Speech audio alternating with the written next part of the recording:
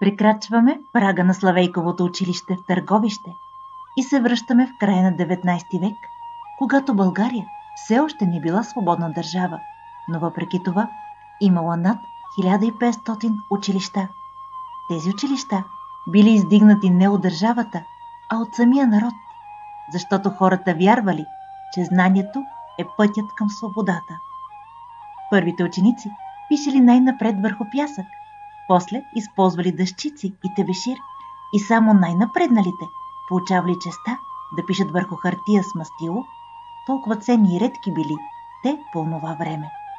Днес учениците са пълни с цветни книги и тетрадки и всякакви помагала за писане, но дали са запазили усещането, че да си ученик е привилегия и гордост, защото знанието е и винаги ще бъде най-голямото богатство на един човек.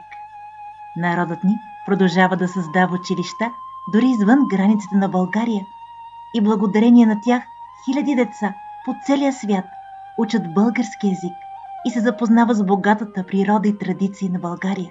Издателство Буквария желае да подпомогне всички български училища, създавайки книги, които разказват български истории, легенди и природни чудеса, запалвайки любовта на децата към знанието и България.